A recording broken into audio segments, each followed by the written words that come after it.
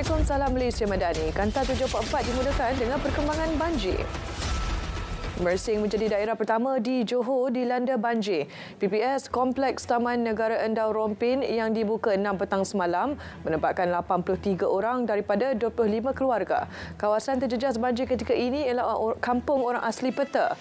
Jalan masuk ke kampung tersebut juga terputus kerana dinaiki air. Jalan masuk ke Tenggara Timur juga ditutup untuk semua kenderaan selepas dinaiki air. Sementara itu, Sabah kembali dilanda banjir dengan 2 PPS dibuka malam tadi melibatkan daerah Paitan dan Sandakan.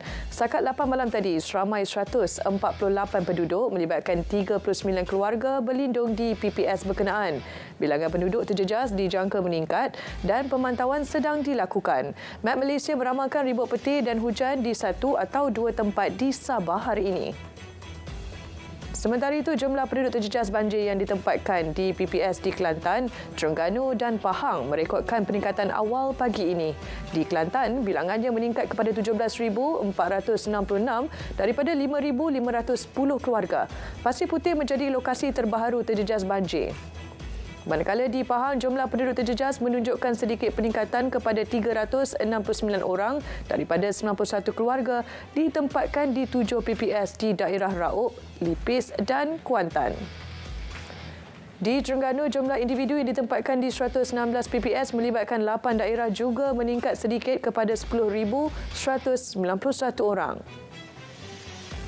3 helikopter disediakan untuk membantu operasi menyelamat penduduk terjejas banjir di Pantai Timur. Ketua Pengarah JBPM berkata, aset berkenaan akan diguna untuk membantu operasi menyelamat bangsa banjir. Antaranya membawa pesakit mendapatkan rawatan di hospital dan menghantar bekalan makanan. Pusat Kawalan Bencana Negara mengeluarkan amaran hujan berterusan waspada di 3 negeri melibatkan Terengganu, Kelantan dan Johor. Jawatankuasa Pengurusan Bencana Peringkat Negeri atau daerah diminta mengaktifkan serta meningkatkan tahap kesiapsiagaan bagi menghadapi bencana. Selain memastikan setiap PPS dilengkapi dengan keperluan asas dan pos kawalan tempat kejadian. Pejabat satelit LHDN Pasir Mas Kelantan akan ditutup sementara hingga 31 Disember. Ia berikutan pejabat telah dinaiki air dan ada tanda-tanda peningkatan paras air melibatkan kawasan-kawasan sekitarnya. Pejabat dijangka kembali beroperasi pada 1 Januari 2024. Turut ditutup pejabat satelit Ulu Terengganu sehingga satu tempoh yang akan dimaklumkan. Penutupan susulan laluan serta aksas utama ke pejabat itu telah ditutup. Membayar cukai digalakkan guna e-perkhidmatan sebagai alternatif. Seorang pekerja penyelenggara ditemukan maut selepas kepalanya tersepit di pintu lift sebuah pusat beli belah di Jalan Burmah Georgetown petang semalam. Mangsa Artinesh Kumar 28 tahun yang ketika itu sedang membaiki lift bersama seorang lagi rakannya maut di lokasi kejadian akibat cedera parah pada kepala. Sementara mangsa yang selamat berusia 53 tahun dibawa ke hospital untuk pemeriksaan lanjut. 2 individu maut selepas kereta dinaiki bertembung dengan sebuah trailer berhampiran kampung Sungai Miang, Pekan, Pahang malam tadi. Kejadian melibatkan sebuah kenderaan jenis Pro 2 kancil dipercayai bertembung dengan trailer mengakibatkan kereta terbabit terputus 2 serta terbakar. Mangsa lelaki dipercayai pemandu tercampak keluar, manakala mangsa wanita tersepit dan terbakar di dalam kereta. Peserta Pikir Solidariti untuk Palestin dinasihati supaya tidak mendirikan sebarang struktur atau kemah berhampiran kedutaan Amerika Syarikat sepanjang himpunan berlangsung. Ketua Polis Kuala Lumpur menegaskan menjadi tanggungjawab polis untuk memastikan ketenteraman awam dan keselamatan perwakilan-perwakilan asing di negara ini. Piket itu ialah inisiatif warga Malaysia dan 48 NGO yang peduli dengan krisis di Gaza. Bayi lelaki 7 bulan maut selepas kenderaan dinaiki terhumban ke dalam kawasan takungan air akibat hujan lebat di kilometer 372 LPT2 dekat Bukit Besi tengah hari semalam. Muhammad Adam Ryan Abdul Rahim disahkan maut ketika menerima rawatan di Hospital Sultanah Nur Zahirah, Kuala Terengganu. Kes disiasat mengikut Seksyen 41-1 Akta Pengangkutan Jalan 1987. Ketua Sindiket Pengedaran Dadah terbesar di Sabah bergelar datuk antara 10 individu bekas dalam satu operasi khas awal pagi kemarin. Timbalan Ketua Polis Negara mendedahkan Ketua Sindiket berusia 40 tahun itu turut berperanan sebagai penaung sebuah NGO bagi melindungi aktiviti haram dijalankan. Suspek pernah dikenakan tindakan mengikut Seksyen 3-1 Akta Dadah Berbahaya LLPK 1985. 9 ahli sindiket pula diberkas dalam beberapa siri serbuan di Kota Kinabalu dan Pantai Timur Sabah. Tempoh reman 3 anggota polis PGA yang didakwa mengambil wang RM85,000 milik seorang peniaga semasa operasi menangkap pendatang asing tanpa izin 21 Disember lepas akan dilanjutkan. Tegas Timbalan Ketua Polis Negara, pihaknya tidak akan bertolak ansur dalam kes tersebut meskipun membabitkan anggota PDRM. Ketiga-tiga anggota ditahan pada hari sama sejurus peniaga berkenaan membuat laporan. Siasatan telus akan dijalankan ke atas pegawai kanan polis yang didakwa melanggar seorang pelajar tingkatan 5 hingga mengakibatkan kematian. Timbalan Ketua Polis Negara menegaskan pihaknya tidak akan melindungi atau berkompromi terhadap mana-mana anggota yang melakukan jenayah. Beliau menyifatkan kes itu sebagai kes yang mendapat perhatian ramai. Justeru kawalan perlu dilakukan untuk mengelak elemen mengganggu atau menggugat keselamatan ketika seksi pendakwaan. 78 kenderaan dirampas Jabatan Kastam dalam 2 operasi sekitar Pelabuhan Klang. Rampasan dianggar bernilai hampir RM15 juta. Timbalan Ketua Pengarah Kastam Penguatkuasaan berkata, menerusi Ops Kitai pada 9 hingga 24 Ogos, 68 kenderaan pelbagai jenis disyaki tanpa permit import AP dirampas. Ia dianggarkan bernilai RM13.87 juta termasuk duti dan cukai. Sementara Ops bersepadu pada 14 Disember merampas 10 kenderaan pelbagai jenis bernilai hampir RM1 juta termasuk duti dan cukai.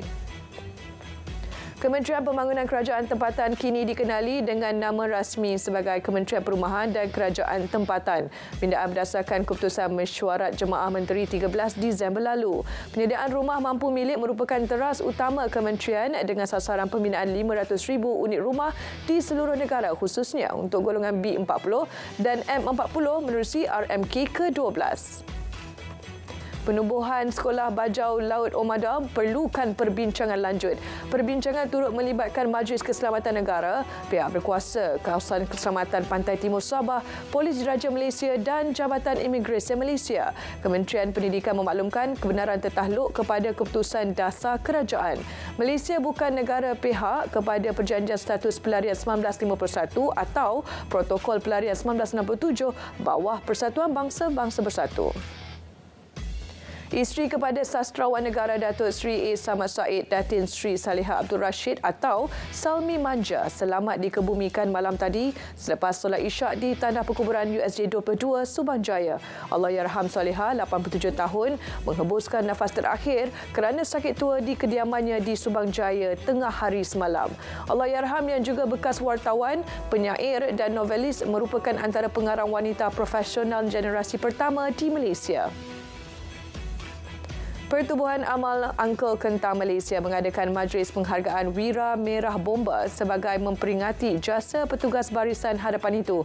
Ketua Pengarah JBPM menzahirkan rasa terharu dengan penghargaan yang diberikan itu. Sementara itu, Angkul Kentang menyeru orang ramai dan lebih banyak NGO tampil beri sokongan moral dan menghargai peranan dan tugas anggota bomba. Kadar inflasi negara dijangka kekal dalam Julai 2.5 hingga 3.0% pada tahun hadapan. Ramalan kenanga research itu berikutan rantaian bekalan yang semakin baik dan permintaan global berkurangan. Keluaran dalam negara kasar Malaysia pula dijangka terus berkembang, berpotensi meningkat lebih 4% tahun ke tahun. Bank Negara Malaysia juga dijangka mengekalkan kadar dasar semalaman pada 3% sepanjang 2024. Kadar dasar semalaman sepanjang tahun ini yang menyaksikan kenaikan 25 mata asas 3% dan kekal hingga akhir tahun mencerminkan ekonomi negara semakin pulih. Penganalisis ekonomi Dr. Zohri Idris berkata, ia juga menggambarkan ekonomi semakin berdaya tahan setelah dirundung ancaman COVID-19 3 tahun lalu. Bergerak ke hadapan, usaha menambah pelaburan langsung asing perlu menjadi fokus kekuatan sepanjang tahun 2024. Lebih banyak tenaga kerja berkemahiran tinggi diperlukan di Malaysia. Pensyarah Fakulti Pengurusan Perniagaan UiTM Dr. Zuhaina Mustafa berkata, ini penting bukan sahaja untuk meningkatkan kemampanan ekonomi, malah mengatasi isu kebergantungan terhadap pekerja asing. Bagi merealisasikan hasrat itu, beliau cadangkan pembangunan modal insan diberi fokus. Bekas pekerja kilang memanfaatkan kemahiran menjahit hingga bergelar usahawan dengan bantuan kraft tangan Malaysia. Mazlina Abdul Majid, 51 tahun, sudah 4 tahun terlibat perniagaan kraft tangan. Keunikan produknya ialah mengekalkan elemen tradisional Melayu Melaka selain memaparkan ciri-ciri flora dan fauna. Selain pasaran tempatan, produknya turut mendapat permintaan pelanggan luar negara. Industri pembuatan dan perkhidmatan perlu cari peluang untuk menerapkan elemen kelestarian dalam sektor tersebut. Penasihat Ekonomi Kementerian Sumber Manusia dan Emiritasi UAE, Profesor Madya Dr. Muhammad Yusof Sa'ri berkata, Malaysia perlu sejajar dengan trend global yang beri fokus kepada pengeluaran karbon yang lebih rendah.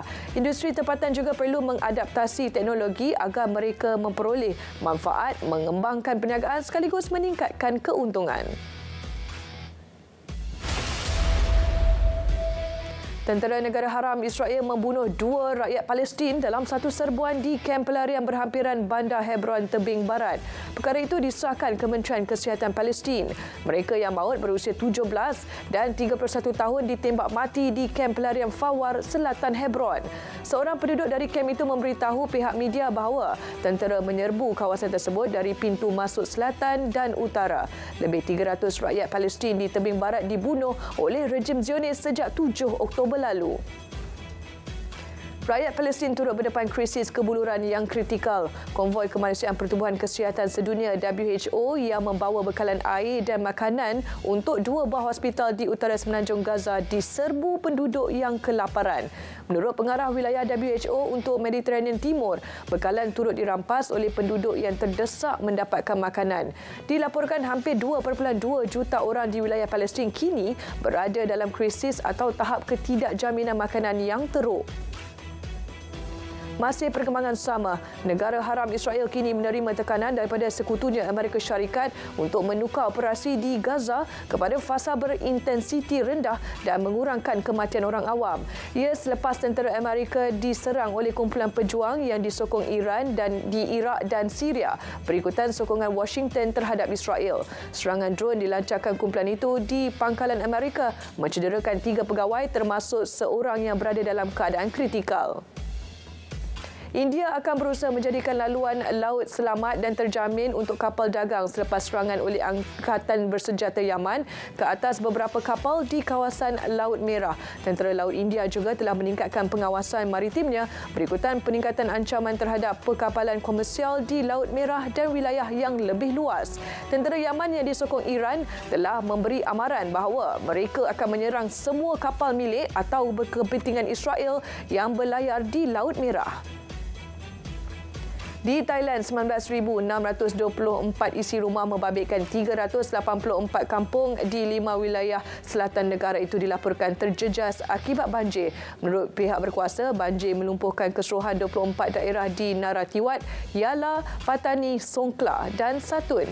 Penduduk terputus hubungan selepas jalan raya dan landasan kereta api ditenggelami air. Media tempatan melaporkan wilayah Narathiwat adalah yang paling teruk, terkesan dengan 16,680 orang terjejas banjir di keseluruhan 299 kampung.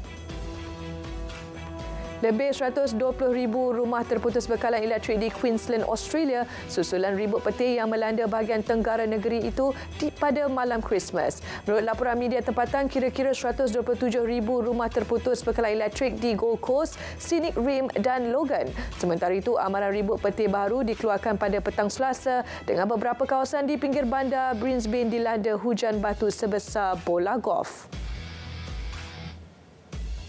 Kanta 744 berakhir di sini. Dari Sungai ke Segara, Palestin pasti merdeka. Saya Fazim, Malaysia Madani, Tiga Perpaduan Penuhi Harapan.